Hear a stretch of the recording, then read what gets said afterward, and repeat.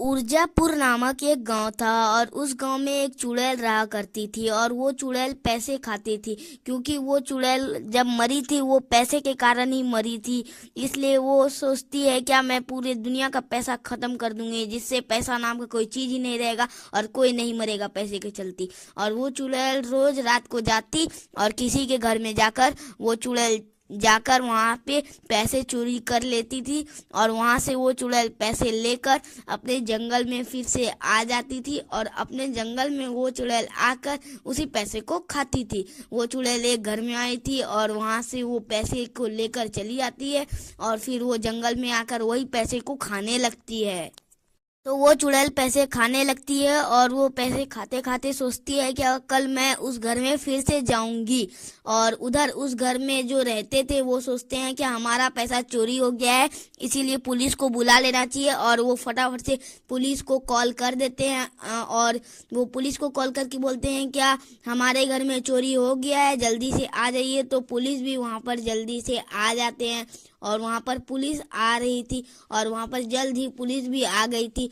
और वहाँ पर पुलिस बोलती है अभी मैं आप लोगों का घर पूरा चेक कर कर बताता हूँ क्या किसने चोरी की है और देखता हूँ क्या कहीं पर कोई फिंगरप्रिंट है क्या नहीं है और कोई सामान गिरा है क्या नहीं गिरा है।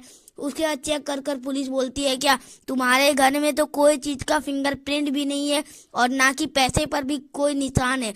मुझे लगता है कि ये चोर बहुत ज़्यादा शातिर है, मैं इस चोर को पकड़ने का पूरा कोशिश करूंगा। इतना बोलकर पुलिस वहां से चले जाता है। वो दोनों बात करते हैं कि कल रात को हम लोगों के घर में थोड़ा सा और पैसा बचा है, अगर ये चोर रहता तो सारा पैसा ले आता। हम लोग यहीं पर रात में खड़े रहेंगे और देखेंगे क्या वो चोर आता है क्या नहीं।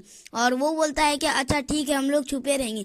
और वो लोग वहीं पर छुपे रहते हैं। तभी वो लोग देखते हैं कि चुड़ैल आती है और छुपके से उनका सारा पैसा लेकर चली आती है और फिर वो जंगल में जाकर पैसा खाने लगती है। वो लोग उसका जंगल तक पीछा करते हैं और जंगल में भी उसको पैसा खाते हुए देख लेते हैं। उसके बाद चुड़ैल कल को फिर से पैसा लेने के लिए उसी का घर जाने लगती है और वो लोग थोड़ा सा पैसा इस बार जानबूझ कर रख दिए थे और वो लोग चाहते थे क्या वो चुड़ैल जल्द से जल्द पकड़ा जाए।